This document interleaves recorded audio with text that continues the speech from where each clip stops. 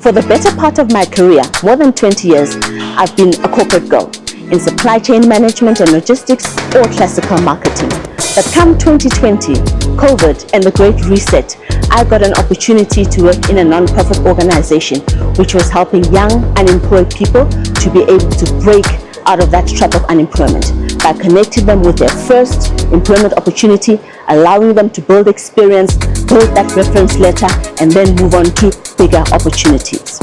My name is Nobantu Nkulwana, and in this season of my life, my ambition is to help the emerging social entrepreneur to be able to flatten that learning curve, scale up their projects, and deliver more impact quicker than ever before. Join us on the NPO Bootcamp as we show you how to level up your social enterprise.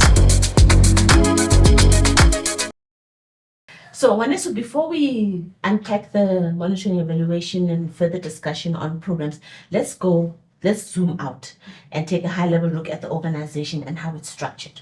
How does that look? Yeah. So in terms of structure, we have what we call work streams, where we have departments, and then each work stream will have a work stream lead. So we have a work stream called institutionalization. So their responsibility is to make sure that the whole program, the way we do it, we are able to do it in line with the way the department is structured and the dynamics and how it works and all that. Because the department is an integral part. That is how you execute through the departments. Yeah. So remember, you're doing something and you want it to last forever, and it's part of the culture. Because you also mentioned that that's a mindset shift. Yeah. In that mindset shift, it becomes part of the requirement. So for an example, we work in an NPO, more relaxed, and you call the MD with his first name and all that. In the department, titles are very important. Minister, you have to say minister, deputy minister, DG, and all that. And people don't use first names. They use surname with the title.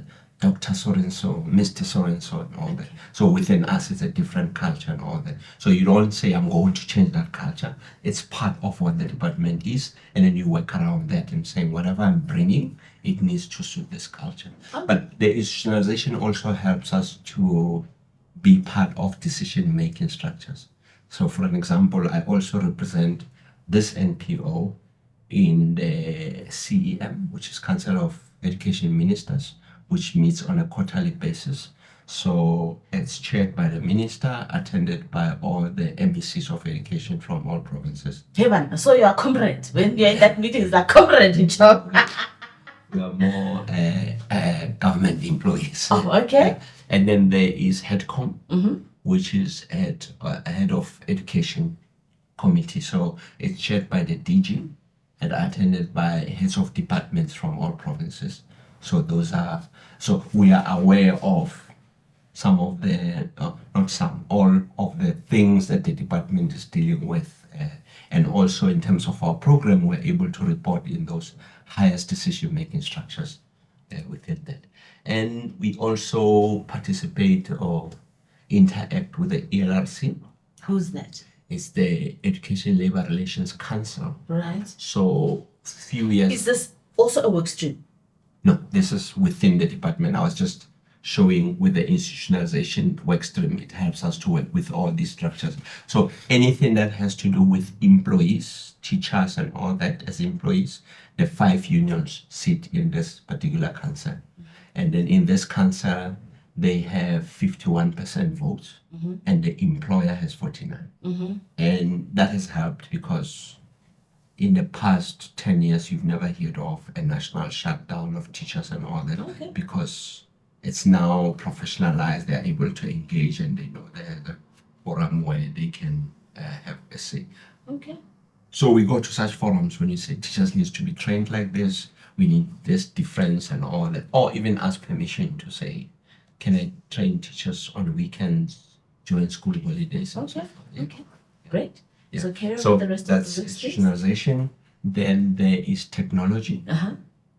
That is responsible for all these technological things. At COVID, we were told lockdown, don't move and all that.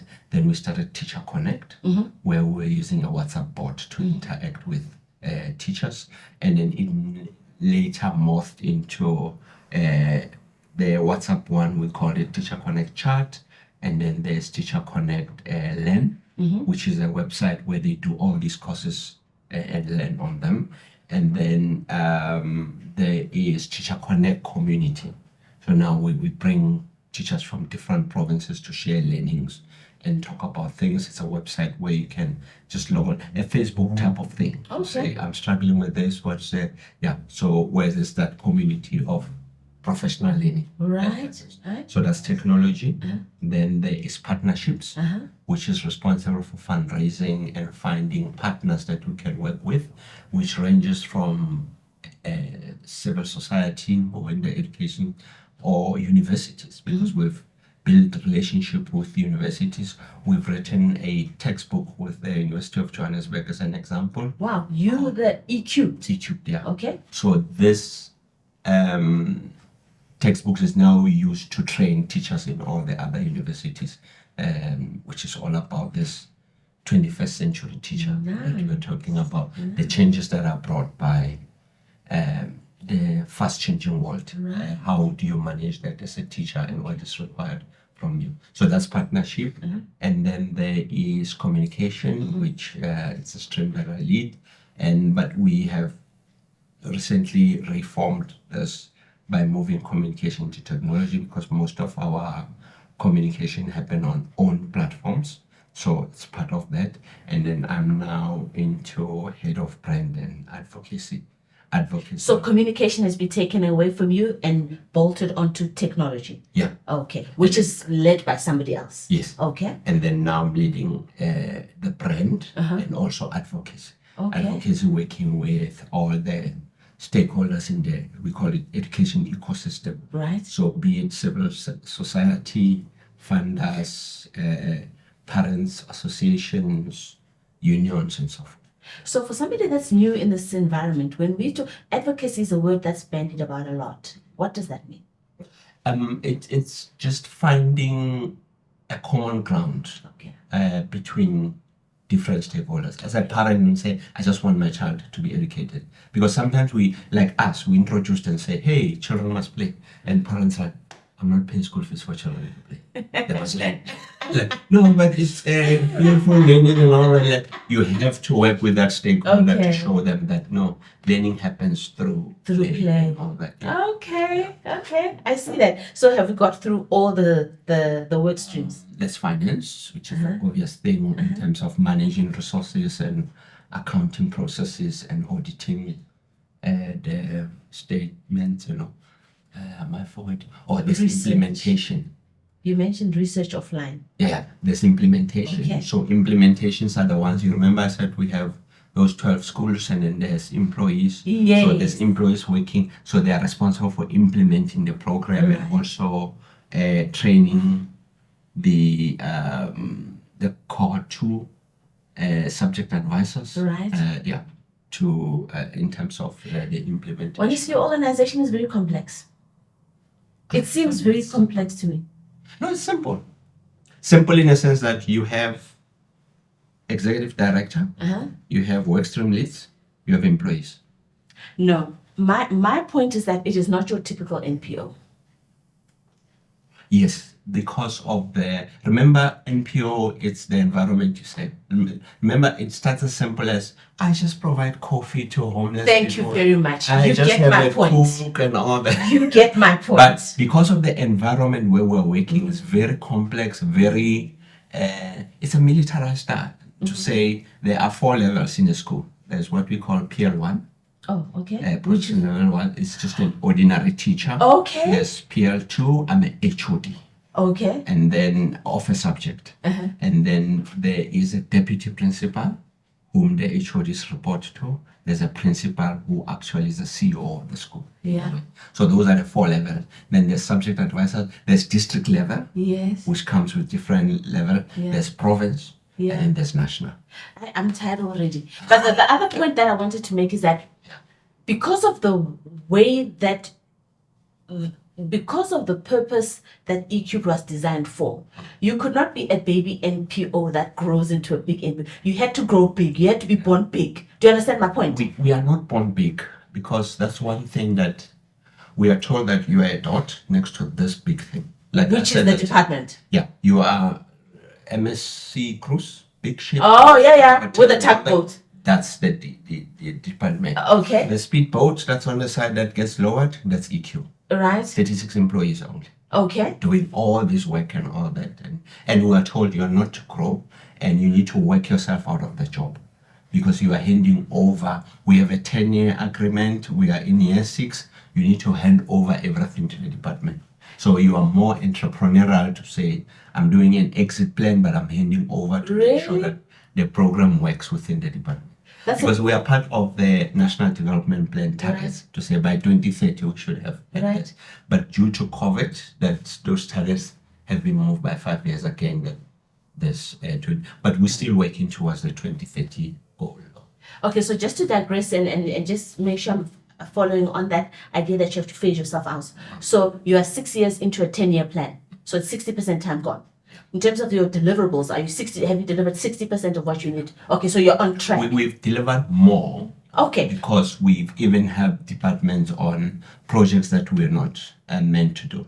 COVID hit. Now we have teachers needs assistance. There were people with comorbidities, they couldn't attend and all that.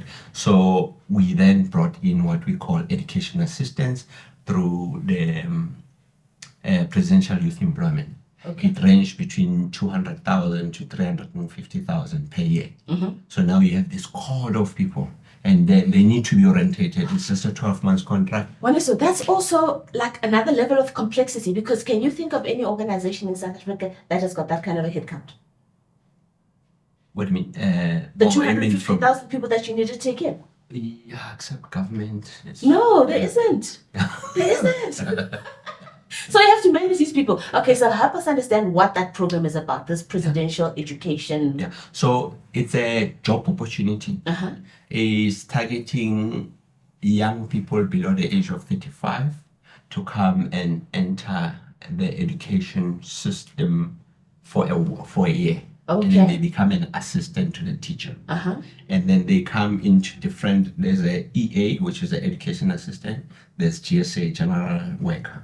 So these are the ones who will replace windows, replace door handles and all. So they learn the skill of, they get trained into that. This is woodwork, this is metal work, and now go and do in the school and fix. Some are doing paving and all that. So some would start and say, I was doing paving, my contract ended.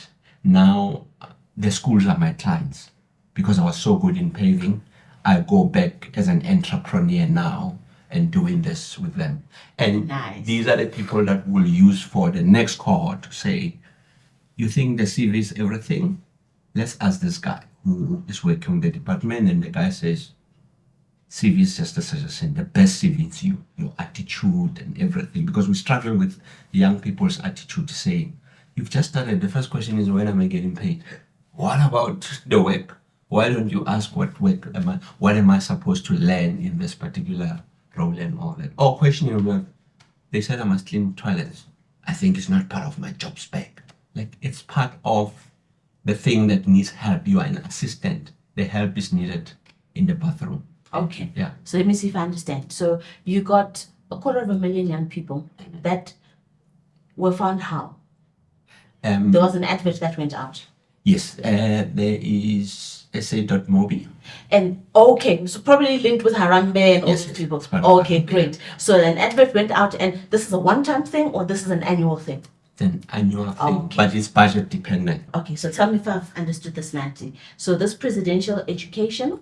Presidential Youth Employment Initiative. Okay, so it's an annual thing, budget dependent. Yeah. We get young people into the education system, Yeah. and they get different roles: assistant teachers, general workers, etc., etc. Yeah. And then they come in there, they get work experience. And the hope and the assumption is that this young person is going to sell themselves so well, so that at the end of that year, they can go back to the schools where they've worked and have a business relationship. And with them. depending on the provinces and the quintile of the school, some Right. get absorbed. Okay, Yeah, those they that come in full time. 100%. Yes. Okay, but here's the thing: those the percentage that can be absorbed is very small. Very small. Yeah. Less than 5%, maybe even 10% at a push. So it's not a lot. 10 to 2. So in the spirit of driving entrepreneurship, you're hoping that that young person will go and see a way that they can create a pathway for themselves outside of formal employment, right? And then we do find that there are people who applied for this position. They've got a master's degree.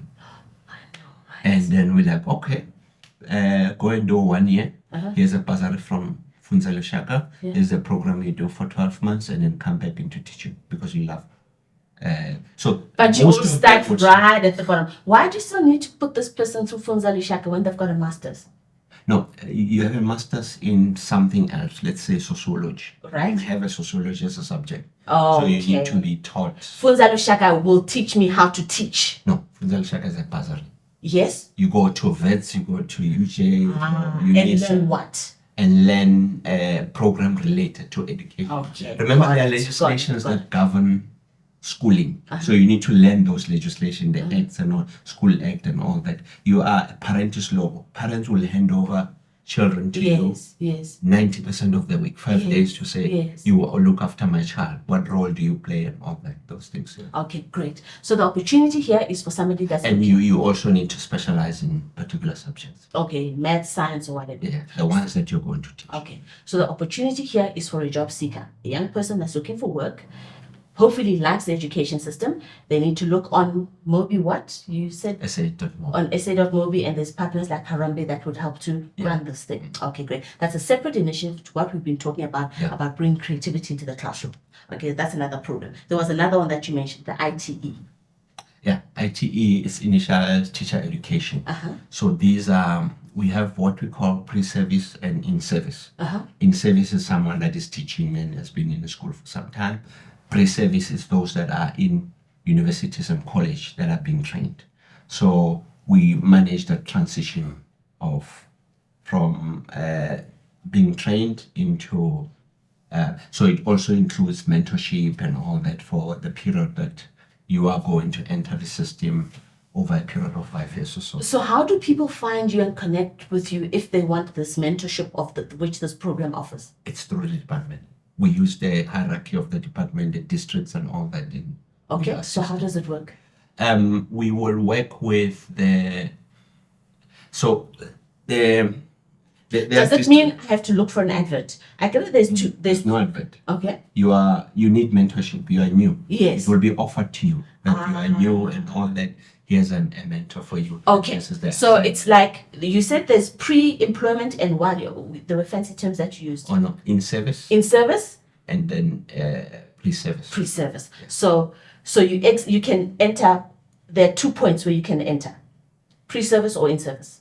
Enter the program. You study first. Yes. Call your pre-service. Right. And then you qualify. Right. And after qualifying, you register with SACE. Okay. South African Council of Educators. Okay. So you get a license like okay, great. Okay. So you need to be licensed to practice. So you are not allowed to teach. I can come and say, I'm from UK, I've been teaching for 20 years. Like, no, you need to register here. We need to check. Did my mother have to do that? Yeah. Register as a teacher? Yeah. Every single person that's a teacher? Okay. Yeah. So you register. Just say what is your SACE number. She will understand. Really? Yeah. Okay. So I'm finished training. I get into the system. I have a SACE number, and then as part of my onboarding or whatever other information I get as I start, then I will be made aware of this program and the mentorship and the benefits. Yeah. Okay. So it's once I get into the system of teaching and I'm registered that I can. The mentorship is still new.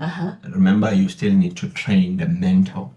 And the mentee in terms of responsibility and all that, because we are used to, we just teach, I go to classroom, I'm done, I go and mark and all that. Like, no, you need to make time, listen to the mentor, listen to the mentee, have meetings, have targets that you set up and all that. So it's a program on its own that we're training. Do you have a number of how many people go through this program annually?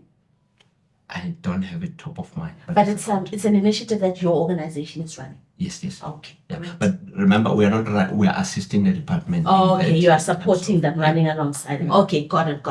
Yeah. Okay. And then the other that we spoke about was GEC. Yeah. You touched on it earlier on when you were talking about the cohorts. Yeah. It was in cohort 5, yeah, where the learners are in grade 9, and then they might be exiting the system to go to further education and training, No, they are in further education when they go to grade 10, 11, and 12. So we have these phases. So grade R to grade 3, we call it foundation. And then grade 4 to 6, it's intermediate. Then 6, 7, and 8, the high school part as you enter, it's called senior phase. And then the last 3 is called FET. Okay. Okay. So FET is not a separate stream. Yeah, 10, 11, 12. Okay. It's further education and training because you could choose to exit the system before you go into there. Yeah. Got it. I understand. Okay, I'm actually learning a lot here. Okay, great. So that was the GEC. So in terms of GEC, there are new subjects that are being introduced. There are new, as part of the 3-stream model of saying this student is more academic, they'll end up in university. This student is more vocational and all that. They need to work and TVETs or colleges. So for me, the big learning here is that this is quite a beast. It's a beast which then say you cannot operate in this complex structure without ending up being complex, because according to you, we are very complex. For me, like relaxed and all that, but if I go it's back like going to the government and saying you're bureaucratic and they say no, I'm not. Of course you're not going to agree with me if I think you're bureaucratic. So it's like the example that I made to you, that we are NPOs, we are both registered. We have the other one does the soup Monday to Friday. Yes. And then I'm like, no, I do content management, curriculum, teaching, mindset change. So if you're doing mindset change, you might be a bit complex in terms of the audacious road. Goals that you have. Okay. So we want by 2030 that we reduce unemployment to about 10%. How are you planning to do that? It's with the learners that we are producing now. They're going to be economic participants. So hold on. These are the learners that we talked about earlier that are going through the streams through the regular classroom CAPS curriculum, where instead of sitting one at a desk, now we're sitting 4 doing maths. It's those people. It's that discussion. Yeah. Okay, right. And these are people that I say, I see opportunity, I'm going to monetize it and run with it. Not a graduate who's saying, I've got masters, I'm unemployed. Like, there's something wrong that we did there. We are expecting you with your higher education to be creating employment for others, not to be crying for employment. So we need you that you are able to do all 3. You are either entrepreneurial, you can start your own business, you are employable, you add value to a particular company, and then you are furthering your education. Okay. Yeah. Okay. And the structure of employment is changing.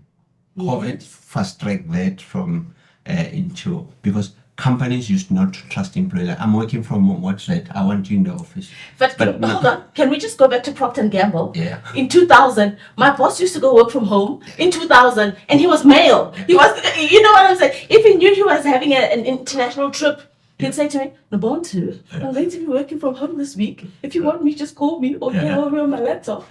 So way back then already, we knew that working from home works. Okay, so I just thought I should. But one of the transformation in that is things such as the employees of the future might not be, I'm employed with you to do a particular role. Let's say Procter & Gamble. I'm a brand manager of this. I can say I'm a brand manager 3 days. The other 3 days I work for a non-competing company because I specialize. Or I'm a project manager. I come and do this project at FNB, then I move to another bank or to another institution in a different industry altogether because I specialize in a particular, this thing of being bogged down into contracts with employees, it's slowly fading out. Yeah. So I was telling you about the World Economic Forum. They release, you get a report from them. Yeah, yes. You get a report, but it's released to everyone that says these are the jobs of the future that are coming up. These are the jobs that are going away.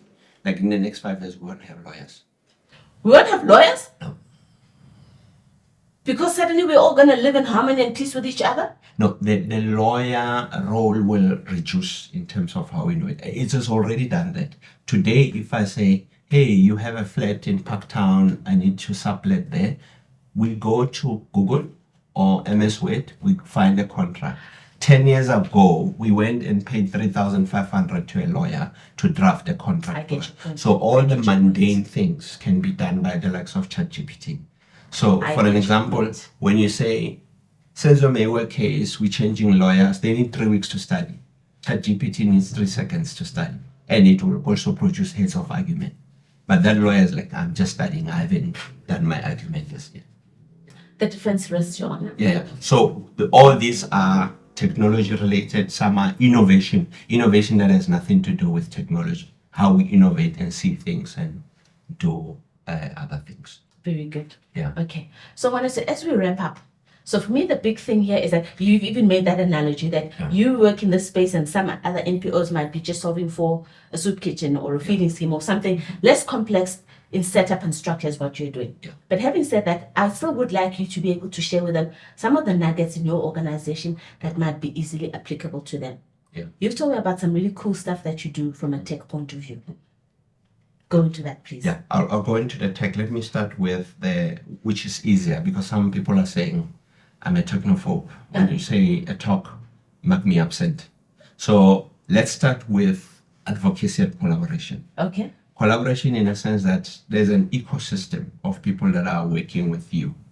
You need to collaborate with these people. If you're a soup, I provide soup. There's a fruit and veg market that you could collaborate with and say that, can you give me at a reasonable cost? And then like, yes, when this cabbage is about to be rotten, we cut half and then we'll give it to you at a very discounted price. We can do that. I like that so much. It's the collaboration that you have in the. So 3 years ago, we started what we call Eco. So it's How do you spell it? For education. Oh, okay. Eco is ecosystem. Oh, okay. Education system. So we brought all the people that are in the ecosystem and say, let's meet every Friday morning and chat on different things. So it consists of people from civil society, because some don't want to be called NPOs and all that, so they use the word civil society. It consists of people within the department. It consists of funders. We have conversations such as, I'm not funding you because I'm not understanding ABCD. And I'm like, you are not understanding the environment where we're operating. Like, so there's certain conversations that we are having there with a very big, it's about 160 people or so. So we started 3 years and it just went very fruitful around the innovations that you could do. And I love how you described it a few minutes ago, that it's a big fancy word, but all it means is find common ground. Yeah, common grounds. Is that your definition? Or some fancy person came up with that definition? No. It's our simple definition to say, if we are in the entrepreneurship, I'm doing more curriculum work. And then if someone wants to start a business as a learner, I'm not there, but they need to be assisted. Then I go to people like JASA and say, you are doing this. There's another NPO called Teacher Men to Fish, and say, where are you operating? Or you are in Gauteng and KZN, you'll do this. JASA, you'll do the rest of the provinces with your entrepreneurship program. So you've corrected my understanding, because coming into this, my understanding of entrepreneurship is not the one that you gave us up front about solving a problem. Yes, by solving a problem, you may end up in business, but we think entrepreneurship is being in business. And I think that there's a fundamental difference. It's not about big business. It's about, I'm a mother. That's an entrepreneurial way of parenting. Yes. There's what we call social entrepreneurs. I'm not doing it for profit or that. I have identified the problem of litter in my community. I'm going to solve that. I have a recycling thing in my yard or in someone's yard and all that. It's a social thing. So my coming in premise into this conversation was that you're going to talk about young people starting businesses, and that's not where you're at. It's just a sub of what an entrepreneurial mindset that is grown can do. Anything. And these people quit into business and say, I need to retire. You hear fancy things like, I'm retiring at 35. And they can do that because they've made so much money and they can go and rest. Because entrepreneurship is very stressful also. And there's some things that you can take, some you can't take. Some you can outsource and say, can I be the board member in this? Because I do it out of passion and I waste money in managing. Can I have a CEO who's more financially astute and all? And letting go, because some people in the NPO space are like, I studied this. And like, but the health does not agree that you can do the movement that is required in it. Just let go and train other people. Leadership for, in terms of handing over is very important, even though it's your personal project that you started, but you need to hand it over to the next generation or to someone. I think that's something we need to talk about. Like yours is unique in the sense that it has a defined start and end date. Not many are like that. And you are talking now about when it's looking to the rest of the people that there needs to be a leadership change, but to the leadership it's not that obvious. It's not an easy thing. So we need to build space in this But conversation. whether you like it or not, you are forced by the start and end date by the funders. Because the funders will say, I'm funding you for 3 years. 100%. But remember, there are multiple funders out there. Yeah. So I'm not married to one funder. Yeah. And I can engage with multiple funders. So that doesn't determine the lifespan But of it my forces you to organization. think differently when resources are. You remember when I said that you are more entrepreneurial when there's less resources. Yes. So the less resources and employees, the more thinking you start and say, I had people that were on full-time contract. Now I'm going to move to people that are project-based, that you are not a full-time employee that I pay a salary 100%. without you doing the work because we don't have resources to do the Okay, work. but Vanessa, we need to stop digressing because you were talking about advocacy. You were giving you were giving the young people or whoever's watching some tips on some of the things that they can glean from your organization. And we were going to take, but you're like, no. Before I even get there, let me talk to you about advocacy. And how, if you're running a soup kitchen, create a relationship with a business and start to get things at a discount or whatever, and that's a win for everybody, right? Yeah. Let's continue down that vein. Then there's around adopting technology. Yes. But don't adopt technology at high level of saying apps and all that. You can do low tech like we did. We went WhatsApp. We could have created an app, Right? but not everyone has a smartphone that is app, whatever. Some people still use Bodi Jarara, which is the 100 phone that just receives and make SMSs, Right. so they can't do apps. But we can do WhatsApp on that. there is there's something between those and that can do WhatsApp Okay. from a technology point of view. Okay. That can, and now we are seeing a recycle of technology Okay. that people are buying second-hand phones and No, but don't go into the second-hand phones yet. Help us understand the low tech, Yeah. which can handle that phone. so What are the options there? Yeah, so low tech is out of all the technologies that WhatsApp happens to be the lowest, and in terms of penetration is very high. Facebook is another thing. It's interacting. There's a lot of innovations that Meta, as the owner of Facebook, will be doing and saying, this is what I'm offering for communities, where you say, in Guatemala, they're doing this. Why can't I do it in South Africa? So what are you That saying? kind That of as platform. NPOs, there are missed advantages. There are functionalities on WhatsApp and Facebook that we are not leveraging that we can easily. Yeah.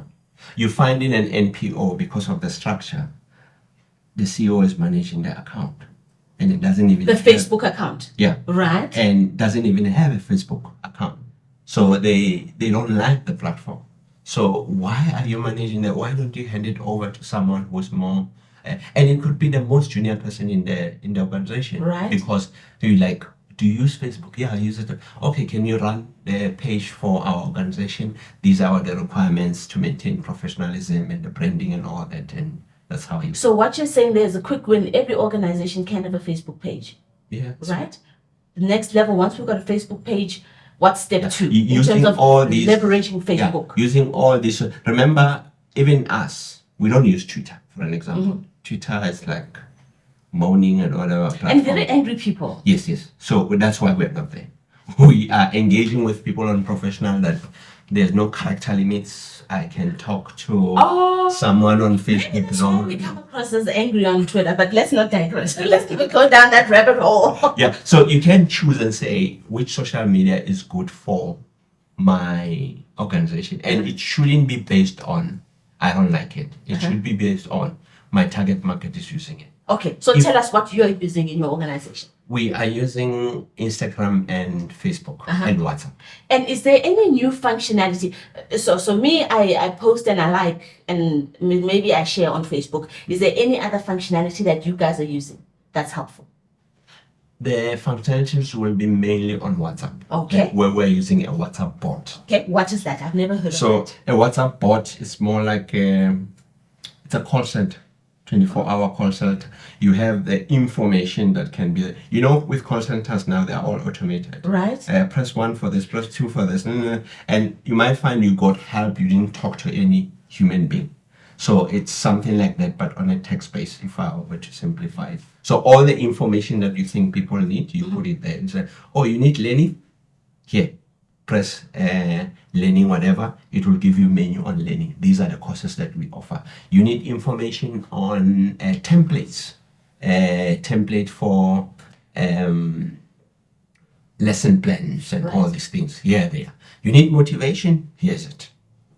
So it's available in the different. So if you are working in an NPO, you have a lot of information. Yes. Now you then compartmentalize it and say, the demand of information. It's like, I can't wait for you to tell me that now it's a workshop. No, I want to do it like, not like SABC and say 8 o'clock generation. I want to watch when I want to watch, like a Netflix. It's a Netflix of WhatsApp, So where you want information WhatsApp on as demand. a repository for information. Yes. And then people, your end users, your beneficiaries can go there and access it on demand. Yes. Is that a special WhatsApp? Is it the WhatsApp that I've Same got? WhatsApp that we all use.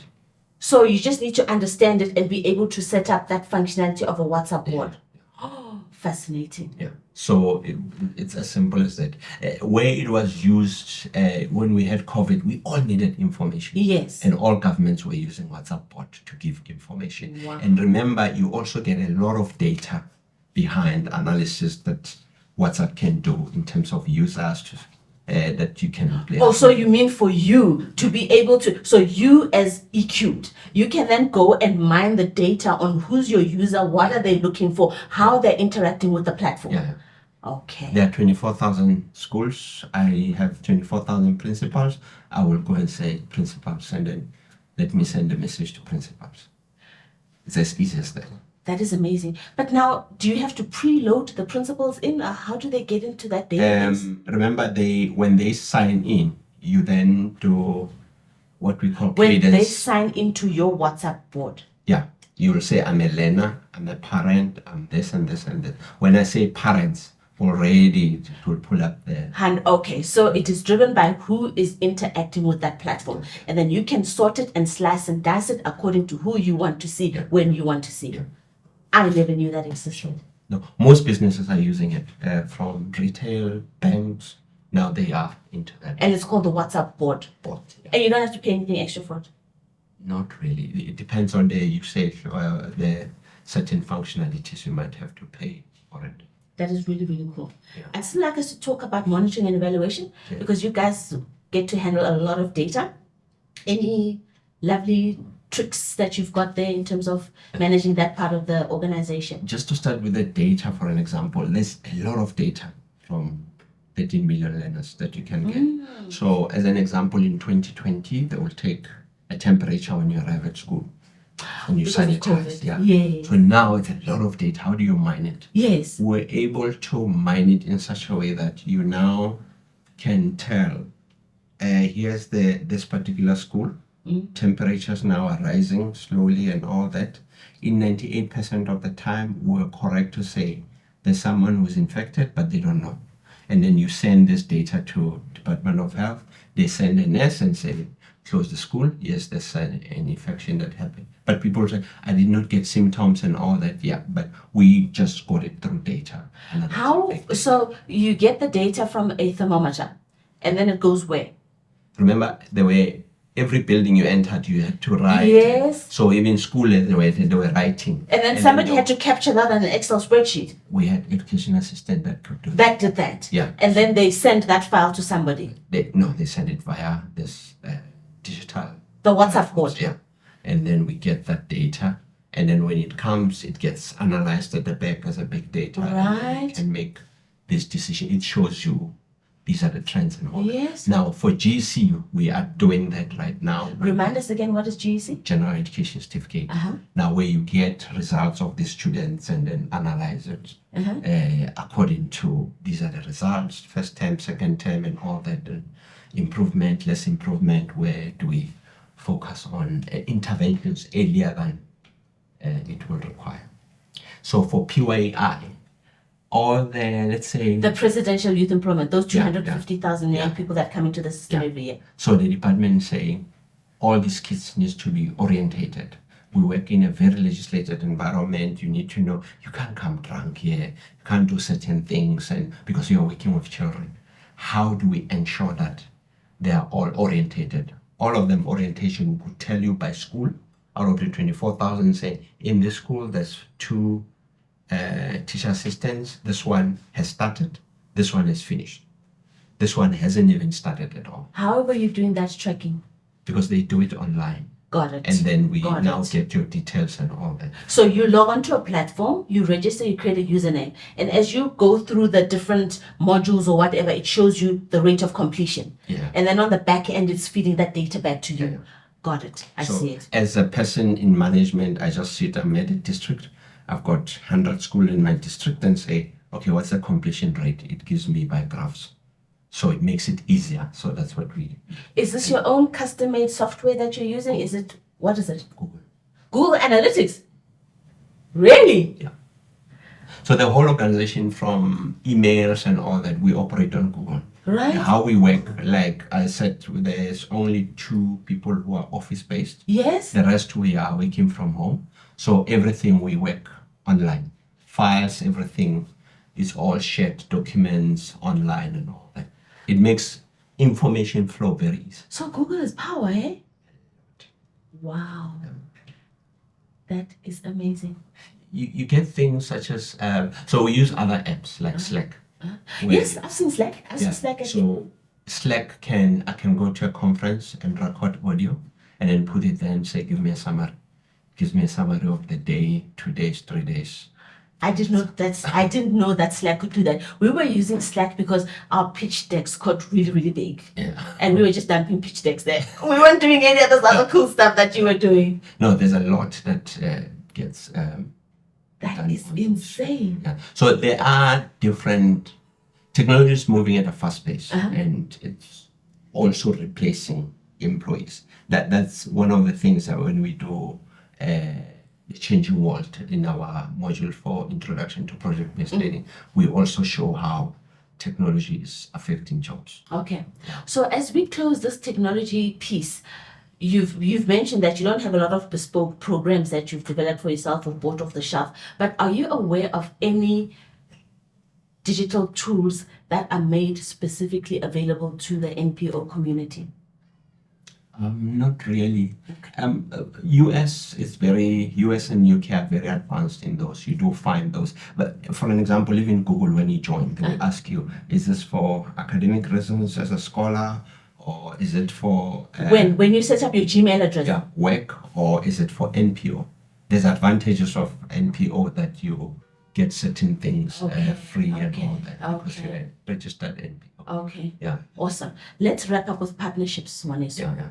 I know that fundraising is not part of your portfolio, but would you be able to talk on, because based on the kind of projects that you're doing, I'm seeing lots of zeros that are required to make it happen. So how does the organization fund all these initiatives? Yeah, so that was our thinking and saying fundraising is part of the partnership. We learned the hard way, and then we learned that fundraising is everyone's job. So in my communication... I used to work for a company that says everybody sells. From the receptionist, everybody sells. Yeah. So fundraising is everyone's job. In communication, I would say when you need a video to say, is this program working? Yeah, I have this video and all that. So when you're fundraising and you need those, so we come together. We have a committee that meets weekly on fundraising to say, this is the proposal that is available. Do we take it? Don't we take it? What is the proposal that's available? As in a call for applications that you've seen somewhere in the media? Okay. A call for... Remember, sometimes you just don't go for all calls because your resources might be strained and that particular funding won't be covering your resources. So you can't pull your resources and then it affects your relationship with the current funders. You make such executive decisions to say, do we go for it? Don't we go for it? Do we have resources to meet the requirements that and some is like, oh no, it's what we're doing. So we will position it in. Okay, so you're talking about potential funding that would need you to bring on additional resources or beef up the team in some way. It might be things such as, I want in your report to do A, B, C, D, but I'm doing A up to B. And now to say C, D comes at an extra cost. Extra cost in the sense that my employee has to spend 4 hours extra at the school. And pissing off teachers were like, I need to go. You are asking for too much information and all that. Yeah. Okay. So it depends on what each funder needs. Okay. Yeah. So for an example, on our side, things that start entrepreneurship clubs, like, but we are more into curriculum and all that. Let's live this past. Let's tell organization X that is helping us on that to apply for that. Are you at liberty to say some of the organizations that have partnered with you? Yeah, there's many.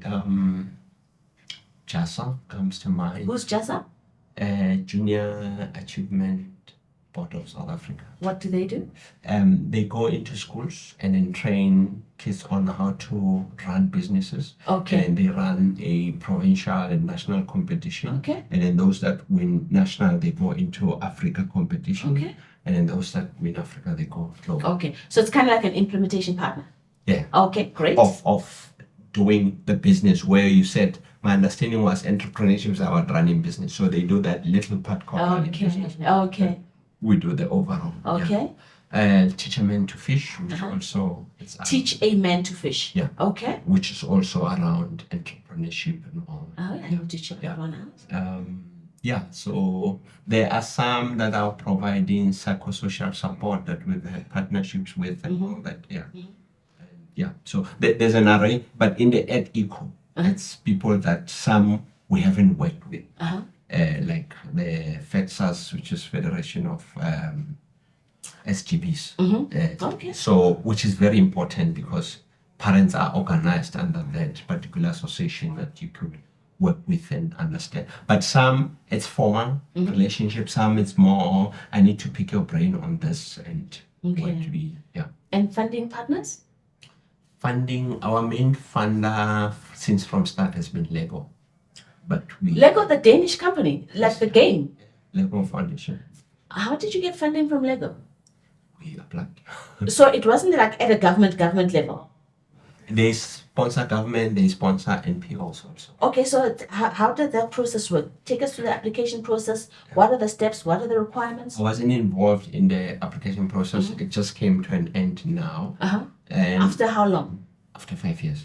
So it was agreed up front that it was a 5-year relationship. Yeah. And is there an option to renew after? Yes. Oh, okay. So that we can initiate a process to start the renewal. Yeah. Okay. But Lego is going through some changes globally and all that, and even how they choose their funding. The global CEO was here 2 weeks ago to say, show me a school. This is what you do. Show me how you do this playful learning and all that. So where they now come into, this is a new CEO and saying they are choosing the program. So they have offloaded a number of NPOs that they were funding. In South Africa or globally? Globally. Okay. Yeah, including South Africa also. But we are still in their radar. So how did it work with Lego? They gave you a check or they gave you Lego sets? No, money. They gave you money. Yeah. And then so they were... remember, money, you need to pay salaries, you need to travel, you need to do all these things and all. Like in my case, when I go to these meetings that I mentioned, this term it's in Mpumalanga, next term it's in KZN, I need to pay accommodation, hire cars and all that. So it all comes from... I hope it's a Group B car. Yeah. Okay. Yeah, just fancy. Just checking. We do Uber. In some cases, we don't even hire. So Lego gives you money and they give you carte blanche in terms of how you're going to to spend it? The reason I'm asking is because not carte blanche per se. so let me finish the question, because you were saying they asked you take me to a school. So my mind is thinking maybe they're expecting to see that there's a program of theirs, or there's some branding of theirs, or there's something associated to Lego that shows their involvement. Yeah. Yeah. Yeah. So they have saying these are the characteristics of play that should happen. We took those characteristics of play from Lego. Okay. And we created what we call special classrooms. Okay. A special is an acronym, making sure that this classroom, when I say this is an Ecubed classroom, right, I will say that it's sociable. Kids are, because we sit for four, we're allowed to social, not for like this. No. Yes. It's sociable. It's purposeful. Children know that we're doing this subject and this is why we're doing it. We're doing this chapter and everything is purposeful. There's a purpose to why today we're doing this and all that. They know the purpose. And then there is there's enjoyment in everything that they do. They both will find, the teacher and the learners find a way to make it enjoyable. Maths will be done ka khati or kadiketo and all that. Yeah. And there are classrooms in South Africa that are doing this? Yeah. Okay, finish the acronym. So it's SPE, enjoyment, and then C, curiosity.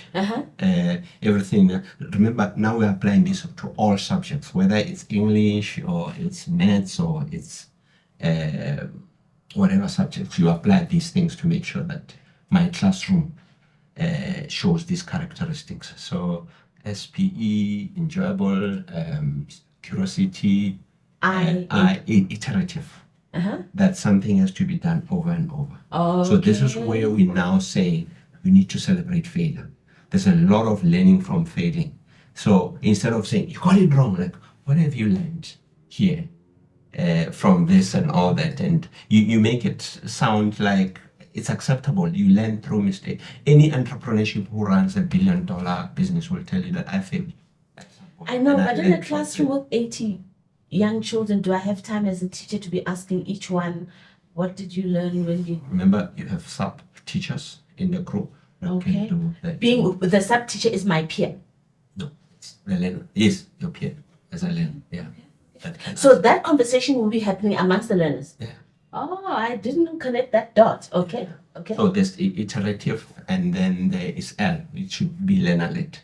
Learner-led. Yeah, because you start teaching them leadership and taking confidence and all that by them leading, not the teacher on the chalkboard and all that. Sometimes it's learner doing the homework and marking it on the board, and they need to lead the whole lesson, not all that. So which now say to the teacher, I was this person who has to stand there for 2 periods standing in front of the show. Now I can sit down and watch them as the learning happens, because it's learner-led. And then how do we evaluate the outcomes of this learning? It's through your results. Through the normal examinations that I know and understand. So what Free State did for us was, they said, these are the schools that are implementing the Ecubed program. These are the schools that are not. We're seeing a percentage difference in the learner, the teacher motivation and everything. As in a 1%, or we are seeing a certain percent? So it's statistically significant. Yeah. Wow. Okay, so this is working. And you said your current coverage is how many schools are... 13,000. That's amazing. Wow, Anissa, thank you. This has been such a huge eye-opener for me. I came in with some preconceived assumptions about how this conversation was going to go.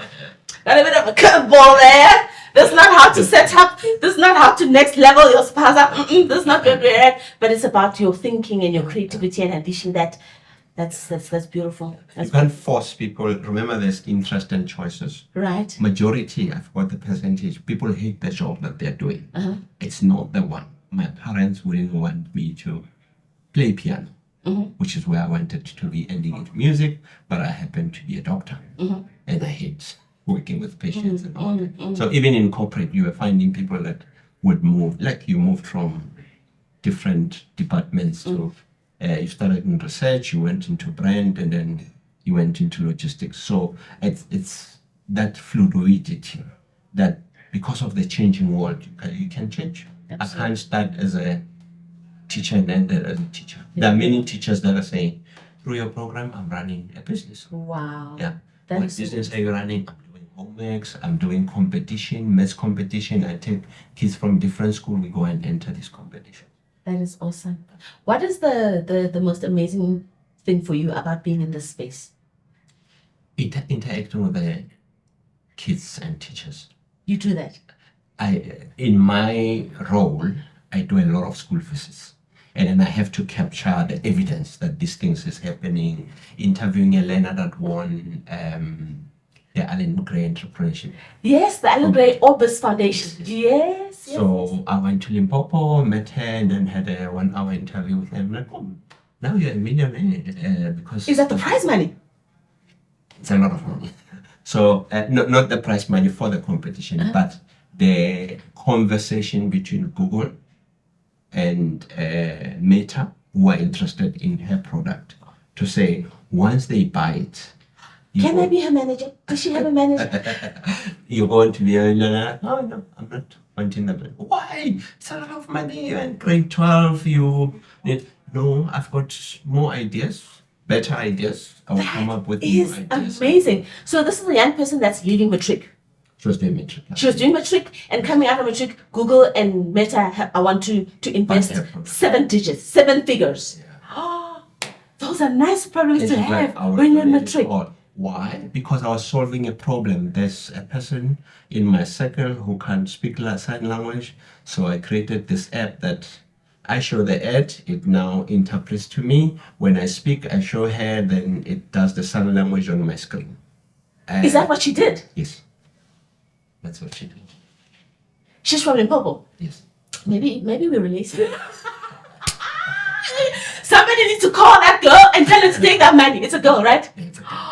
Yeah. What? So it's very inspiring to meet such Absolutely. learners, or meet learners that you find that they are running a successful tuck shop. How did it start? They said to the teacher, can we meet the SMT, school management team? Yes. Why? No, we have a proposal. Yes. And then the teacher goes, So our young black kids are doing yeah, that. learners want to meet with you. They said they only need 15 minutes. Oh, no, bring them. No, principal, there's a room that is full of furniture, old furniture. We want to hire that and then to run a tuck shop. Why? The food that we eat from Bomama makes us sleep, and after break, and we researched, and this is the nutritious food that helps with brain development that we should be eating. Please tell me that they're in quintile 1, 2, and 3. It was a 2. Yes, I'll take that. So then they ran and said, we'll pay you in 6 months, borrow us 1,000 rand. We're going to start this. Who must borrow the 1,000? The school management should Okay. borrow us 1,000 to Right. go into rise stock. In 2 months, they paid off the money. Month 6, they went to all the mothers, how much you make, you are employed by us. And now they are running a very successful business with employees. And they can control what the mama's cooking now because I'm the boss of the mama. Yeah. Way to go. To say, we don't do makwenya, we don't do kota, we don't do these ingredients. This is what we do. Where was this happening? Please tell you Limpopo. It was in Kote. Okay, like I hear this. Yeah. That is so amazing. So it's such things that are fascinating to see the creativity that yeah. they do. And when you then sit with them and say, what do you do after school? There's so many unemployed people in the township. I started a car wash. They work for me.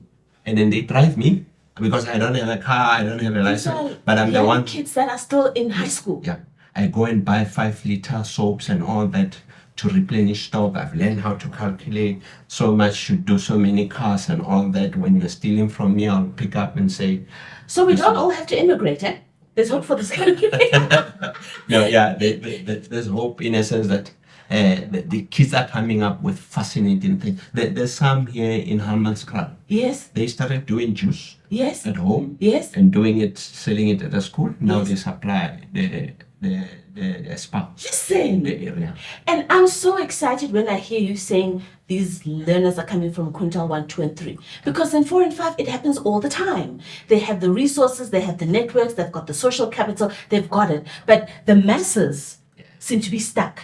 And this is helping the masses to become And the unstuck. mentality of parents are still, you need to get employed. Like, no, I'm running my thing. And then saying, like one learner saying, I'm doing Acha. I actually make more money than my dad, Listen. who's a cleaner at the university. Listen. Yeah. Those are lovely problems. Let's go back to that young lady in Limpopo. Is she able to make the connection between the intervention and where she's at right now? How so? In a sense that the type of teacher that you gave me, if I compare with primary school and these teachers that I'm enjoying my teacher. The shift came for her in high school. Yeah. So she's got the pre and post. She's got the experience of the teacher that was not involved in Ecubed. Yeah. And now in high school, she's working with a teacher that's Ecubed approved. Yeah. And she can experience the difference in the classroom. Yeah. To say, I'm enjoying going to school. There are kids who cry every day, like wake up, go to school. I want to go there. Yes. But they are like, hey guys, wake up, it's time. So the Listen. body clock and the excitement is Yeah. there. Yeah. So that's what we need to encourage, the excitement to learn and unlearn and relearn. Yes. Like I said, I had to unlearn at Proctor. Uh-huh. It was a difficult thing because I first needed to unlearn at varsity. So they are learning and unlearning at as early as primary school. I love this so much. Honestly, we must stop because otherwise you're not going to stop talking. So now, Ijima fast with this program. All the best. I'm so excited with what you've shared. Pleasure. Thank pleasure. you. Sure.